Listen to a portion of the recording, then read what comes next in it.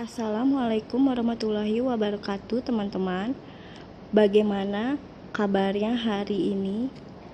Kami dari kelompok 5 ingin memenuhi tugas mata kuliah perkembangan peserta didik dengan bimbingan dosen Ibu Aulia Masruroh, SPDI MPD. Mempersembahkan materi tentang tugas dan hukum perkembangan dan pertumbuhan remaja. Sebelumnya, saya akan memperkenalkan anggota kelompok kami, yaitu kelompok 5.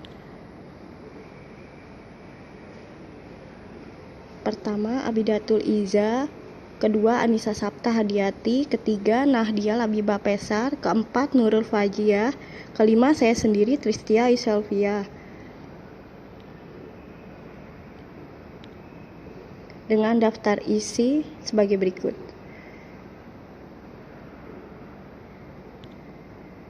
Baik, kita lanjut ke materi. Apa sih yang dimaksud pengertian pertumbuhan dan perkembangan?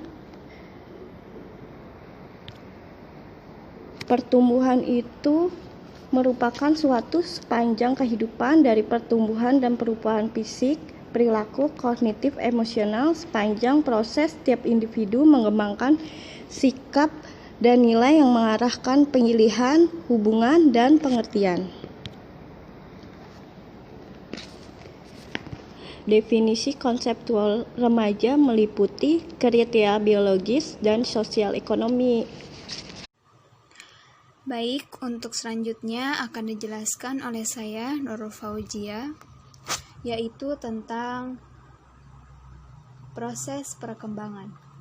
Secara umum, proses diartikan runtutan perubahan yang terjadi dalam perkembangan sesuatu. Proses perkembangan individu sampai menjadi person berlangsung dalam 3 tahap. Yang pertama, tahapan proses konsepsi atau disebut masa pralahir. Yang kedua, tahapan proses kelahiran.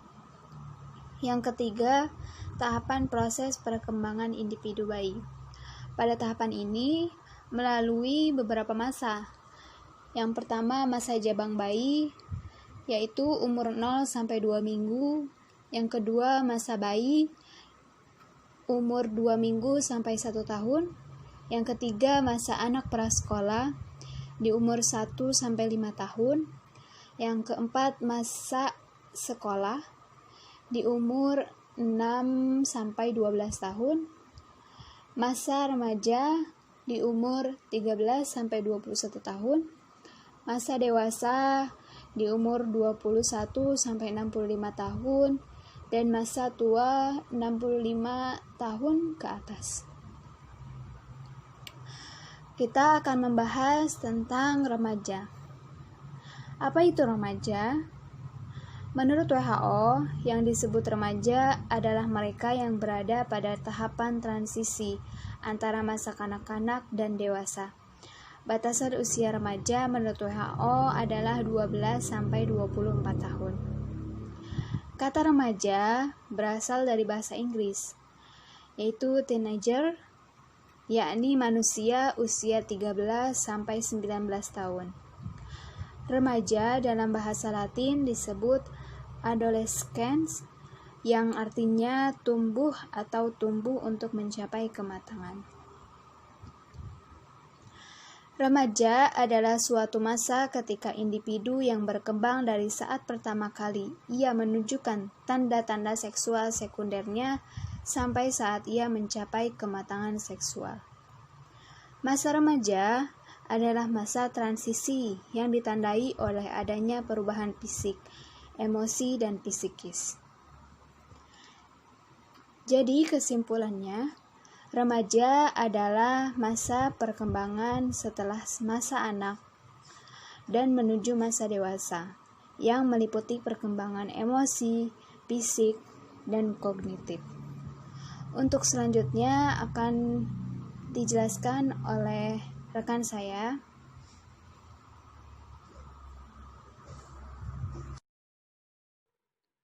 Baik, aku Anissa Sapta. akan memulai dari slide 12. Ada 7 faktor yang mempengaruhi pertumbuhan fisik remaja. Yang pertama itu dari keluarga, kedua gizi, ketiga gangguan emosional, keempat jenis kelamin, kelima status sosial ekonomi, 6 kesehatan, 7 bentuk tubuh. Selanjutnya, tugas perkembangan. 1. Mencapai hubungan dengan teman lawan jenis secara lebih memuaskan dan matang. 2.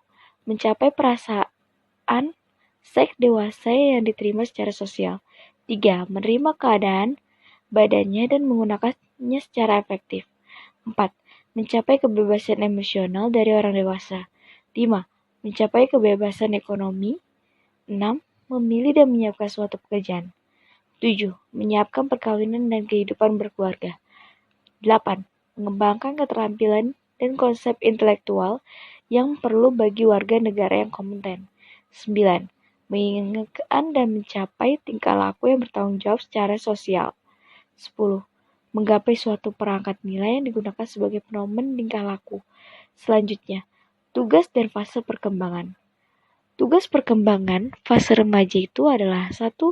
Mencapai pola hubungan baru yang lebih matang dengan teman sebaya yang berbeda-beda jenis, kelamin sesuai dengan keyakinan, etika, dan moral kesopanan yang berlaku di masyarakat. 2. Menerima dan mencapai tingkah laku sosial tertentu yang bertanggung jawab di tengah masyarakatnya. 3. Mencapai peranan sosial sesuai dengan jenis kelamin selaras dengan tuntunan sosial atau kultural masyarakat. Selanjutnya ada hukum-hukum pertumbuhan dan perkembangan. Saya akan membahas hukum-hukum pertumbuhan terlebih dahulu. Hukum pertumbuhan ada 2. Yang pertama, hukum Kepler-Halley-Caudal. Hukum ini berlaku pada pertumbuhan fisik. Hukum ini menyatakan bahwa pertumbuhan fisik dimulai dari kepala ke arah kaki. Jadi, bagian-bagian pada kepala itu tumbuh lebih dahulu daripada bagian-bagian lain. Hal ini sudah terlihat pada pertumbuhan prenatal, yaitu pada janin, di mana bagian-bagian dan alat-alat pada kepala lebih dahulu matang daripada bagian-bagian tubuh lainnya.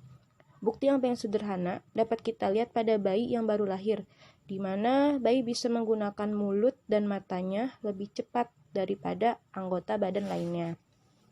Yang kedua, hukum Proxima Distal, yaitu hukum yang menyatakan pertumbuhan fisik berpusat pada sumbu dan mengarah ke tepi. Jadi, alat-alat tubuh yang terdapat di pusat seperti jantung, hati, dan alat pencernaan lebih dahulu berfungsi daripada anggota tubuh yang ada di tepi. Hal ini tentu saja karena alat-alat tubuh yang terdapat pada daerah pusat itu lebih vital daripada misalnya anggota gerak seperti tangan dan kaki. Hal ini dibuktikan anak masih bisa melangsungkan kehidupannya bila terjadi kelainan pada anggota-anggota gerak. Akan tetapi, bila terjadi kelainan sedikit saja pada jantung atau ginjal, bisa berakibat fatal. Selanjutnya ada hukum-hukum perkembangan. Yang pertama, hukum konvergensi. Jadi, menurut hukum konvergensi, perkembangan anak dipengaruhi oleh 2 faktor, yaitu faktor pembawaan atau gen yang didapat dari orang tua, dan faktor lingkungan atau tempat tinggal, misalnya pendidikan. Jadi, masa depan kehidupan manusia bergantung pada proses pematangan yang dipengaruhi faktor pembawaan dan proses pendidikan yang dipengaruhi oleh faktor lingkungan yang mereka alami. Yang kedua, ada hukum perkembangan dan pengembangan diri. Jadi, hukum ini menyatakan bahwa manusia dan makhluk hidup lainnya memiliki dorongan dan hasrat untuk mempertahankan diri dari hal-hal yang negatif. Setelah mampu mempertahankan diri, maka muncul dorongan untuk mengembangkan diri karena adanya insting atau naluri yang menuntutnya untuk bertahan dan mengembangkan diri di muka bumi. Contohnya, anak menyatakan perasaan lapar, haus, dan sakit dalam bentuk menangis, maka tangisan itu dianggap sebagai dorongan mempertahankan diri. Setelah remaja atau dewasa, orang tersebut tidak lagi menangis untuk menyatakan perasaan laparnya, karena dia sudah mulai mengembangkan dirinya dengan cara berusaha dan bekerja keras untuk mempertahankan dirinya. Yang ketiga, hukum masa peka. Masa peka adalah masa yang tepat yang terdapat pada diri anak untuk mengembangkan fungsi-fungsi tertentu. Jadi, tiap-tiap fungsi jiwa mempunyai waktu untuk berkembang dengan sebaik-baiknya. Contohnya, seorang anak membutuhkan waktu untuk mengembangkan fungsi mulutnya untuk berbicara dan membaca. Begitupun dengan fungsi tangan untuk memegang sesuatu atau menulis juga membutuhkan waktu proses. Yang keempat, ada hukum keperluan belajar. Setiap anak biasanya berkembang karena belajar, sebab kegiatan belajar sangat diperlukan untuk mendukung proses perkembangannya yang utuh dan menyeluruh. Dengan belajar, manusia mendapatkan pengetahuan yang lebih luas dan pengalaman yang lebih banyak, sehingga fungsi-fungsi tubuhnya akan mengalami perkembangan. Selanjutnya yang kelima, ada hukum kesatuan anggota badan. Jadi, proses perkembangan fungsi-fungsi organ jasmania tidak terjadi tanpa diiringi dengan proses perkembangan fungsi-fungsi rohania. Contohnya, perkembangan panca indera, misalnya melihat, mendengar, berbicara, dan lain sebagainya, tidak akan terlepas dari perkembangan berpikir, bersikap, dan merasa. Alhasil, perkembangan manusia itu pada intinya adalah totalitas, yaitu jasmani dan rohani. Contoh lainnya seperti, kita tidak akan menyatakan si A itu secara jasmaninya saja, melainkan keseluruhan dari jasmani hingga rohaninya pula. Dengan demikian, suatu tahapan perkembangan tidak terlepas dari tahapan perkembangan lainnya. Yang keenam, hukum tempo perkembangan. Jadi, hukum ini menjelaskan cepat atau lambatnya proses perkembangan seseorang tidak sama dengan orang lain. Pada prinsipnya, setiap anak akan mencapai tingkat perkembangannya yang sama, hanya saja waktu pencapaian yang berbeda. Sehingga dapat dikatakan, setiap orang memiliki tempo perkembangannya masing-masing, bisa cepat, sedang, atau lambat. Baiklah, saya Bidatul Iza akan melanjutkan presentasi dari rekan saya, Nahdia Labiba, tentang hukum perkembangan. Hukum perkembangan yang ketujuh yaitu hukum rekapitulasi. Hukum rekapitulasi disebut juga sebagai hukum biogenetis yang berasal dari Haeckel, itu oleh Stanley Hall dinamakan dengan teori rekapitulasi. Jadi hukum ini berasal dari teori rekapitulasi yang berisi doktrin yang menyatakan bahwa proses perkembangan individu manusia adalah sebuah mikrokosmik yang mencerminkan evolusi kehidupan jenis makhluk hidup dari tingkat yang paling sederhana sampai ke tingkat yang paling kompleks. Jadi teori rekapitulasi itu sendiri mengatakan bahwa perkembangan yang dialami seorang anak itu merupakan ulangan secara cepat dalam sejarah kehidupan manusia. Rekapitulasi pada dasarnya berarti pengulangan atau ringkasan kehidupan organisme tertentu seperti manusia contohnya yang berlangsung secara evolusioner atau sangat lambat dalam waktu berabad-abad. Dalam hal ini proses perkembangan psikis akan dipandang sebagai ulangan karena adanya kesamaan dengan perilaku kultural zaman dahulu, zaman nenek moyang gitu, pada ratusan abad bahkan ribuan abad yang lalu. Selanjutnya jenis-jenis kebutuhan dan pemenuhannya. Kebutuhan dapat dibedakan menjadi dua kelompok. Yang pertama, kebutuhan primer. Pada hakikatnya, kebutuhan primer merupakan kebutuhan biologis atau organik yang umumnya merupakan kebutuhan yang didorong oleh motif asli, motif yang wajar dari diri sendiri. Contohnya sandang, pakaian, pangan, makanan, papan, tempat tinggal, minum, bernapas, dan kehangatan tubuh. Jadi kebutuhan primer itu harus dipenuhi, sebab bila tidak manusia akan kesulitan dalam bertahan hidup. Mungkin pada tingkat remaja atau dewasa kebutuhan primer ini dapat bertambah seiring dengan bertambahnya usia, maka kebutuhan akan hasrat seksual juga semakin bertambah. Yang kedua, kita kenal dengan istilah kebutuhan sekunder. Kebutuhan sekunder yaitu kebutuhan yang dipenuhi setelah adanya kebutuhan primer. Jadi kebutuhan sekunder umumnya merupakan kebutuhan yang didorong oleh motif yang dipelajari. Misalnya seperti kebutuhan untuk mengejar suatu pengetahuan, kebutuhan untuk mengikuti pola hidup dalam bermasyarakat, kebutuhan akan suatu hiburan untuk mengikuti pola hidup dalam bermasyarakat, kebutuhan akan suatu hiburan, kebutuhan tambahan setelah kebutuhan primer, alat transportasi dan semacamnya. Mungkin selain kebutuhan primer dan kebutuhan sekunder, kita pernah mendengar ada namanya istilah kebutuhan tersier. Jadi kebutuhan tersier ya tidak termasuk di sini, tapi saya jelaskan. Tersier itu kebutuhan terakhir setelah kebutuhan primer dan sekunder itu tercapai, baru kita boleh mementingkan kebutuhan sekunder. Selanjutnya, kebutuhan remaja dan konsekuensinya. Segala sesuatu pasti ada konsekuensinya ya. Remaja, bahwa masa remaja ini sebagai masa disebut, kita kenal dengan istilah storm and stress. Jadi remaja ini, selama masa remaja banyak sekali masalah yang dihadapi.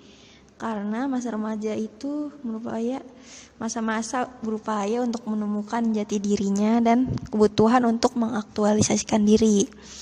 Jadi kebutuhan remaja dapat kita klasifikasikan menjadi 4. Yang pertama, kebutuhan organik.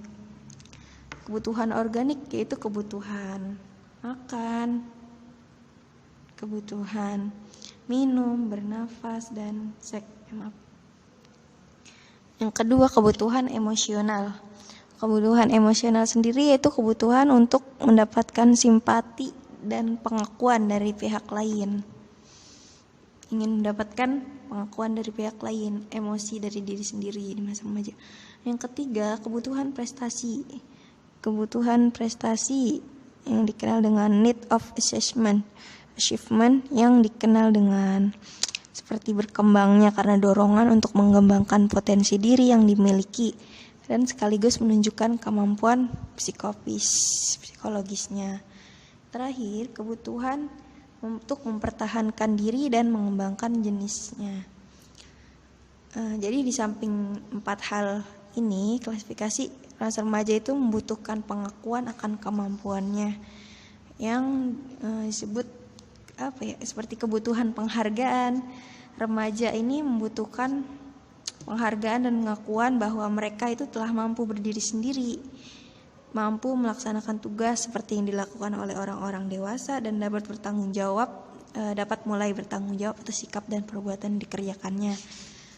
Sedangkan masalah dan konsekuensinya seperti yang pertama, upaya untuk dapat mengubah sikap dan perilaku yang tadinya itu kekanak-kanakan menjadi sikap yang dewasa. Konsekuensinya seperti kegagalan, sering mengalami kegagalan yang berulang, kegagalan dalam mengatasi ketidakpuasan diri sendiri dapat mengakibatkan menurunnya tidak percaya diri, menurunnya harga diri, dan akibatnya lebih lanjut menjadi kan remaja yang bersikap keras, bisa agresif atau sebaliknya jadi tidak pede, tidak percaya diri, pendiam atau kurangnya rasa harga diri dan percaya diri. Yang kedua, remaja mengalami kesulitan untuk menerima perubahan-perubahan pada fisiknya ya. Kebanyakan konsekuensinya ketidakserasian proporsi tubuh, seri kejang kelas, seperti kelihatan gerakan perilakunya tidak pantas, kayak merasa aneh dengan perubahan dalam dirinya. Yang ketiga, perkembangan fungsi seksnya ya, pada masa ini dapat menimbulkan kebingungan remaja untuk memahaminya. Makanya untuk saat masa remaja itu perlu adanya pemahaman, sehingga sering terjadi salah tingkah, perilaku yang menentang norma-norma seperti norma sosial dan susila. yang keempat seperti masalah penyesuaian untuk emosional. Nah, yang satu ini kayak overacting atau masa-masa remaja disebut dengan masa yang lancang dan semacamnya. Dalam hal ini tidak keselarasan antara pola hidup masyarakat dan perilaku pribadinya. Jadi jadilah remaja yang baik yang tidak berakibat kepada kejengkelan. Terus tentang kelima, harapan-harapan untuk dapat berdiri sendiri dan untuk hidup mandiri secara sosial ekonomis. Sudah mulai memikirkan untuk masa depan ya, jenis pekerjaan. Yang keenam itu berbagai norma dan nilai dalam masyarakat. Remaja menghadapi perbedaan nilai dan norma kehidupan. Nah, terakhir, kesimpulan di sini bahwa masa remaja merupakan masa transisi dari masa kanak-kanak ke masa remaja. Pada masa ini banyak perubahan-perubahan yang terjadi, baik dari fisik maupun psikis dari seorang yang sudah memasuki masa remaja ini. Remaja sebagai individu sedang berada dalam proses perkembangan atau menjadi becoming yaitu berkembang ke arah kematangan dirinya dan semakin mandiri. Jadi masa remaja ini perubahan fisik yang terjadi seiring remaja, pertumbuhan tubuh, badan semakin panjang tinggi. Selanjutnya, perkembangan tersebut dinyatakan sebagai tugas yang harus dipelajari dan dikuasai oleh setiap individu dalam proses perkembangan atau menjadi becoming yaitu berkembang ke arah kematangan dirinya dan semakin mandiri. Jadi masa remaja ini perubahan fisik yang terjadi seiring remaja, pertumbuhan tubuh, badan semakin panjang tinggi. Selanjutnya, perkembangan tersebut dinyatakan sebagai tugas yang harus dipelajari dan dikuasai oleh setiap individu remaja nih dalam perjalanan hidupnya. Jadi oleh karena itu setiap remaja harus mentuntaskan setiap tugas yang ada di fase remaja. Jangan sampai ada yang belum selesai di masa remaja. Karena pada hakikatnya tugas pertumbuhan dan perkembangan ini berkaitan dengan sikap, perilaku, keterampilan yang sepantasnya atau seyogianya dimiliki oleh remaja sesuai dengan usia dan fase perkembangannya juga. Dengan kata lain, seperti proses perkembangan yang berjalan dengan alur yang lurus atau searah sesuai jalurnya dengan potensi, harapan, nilai-nilai, dan mungkin banyak faktor-faktor yang menghambatnya. Cukup sekian presentasi dari kelompok kami. Kurang lebihnya mohon maaf bila ada salah-salah kata. Wassalamualaikum warahmatullahi wabarakatuh.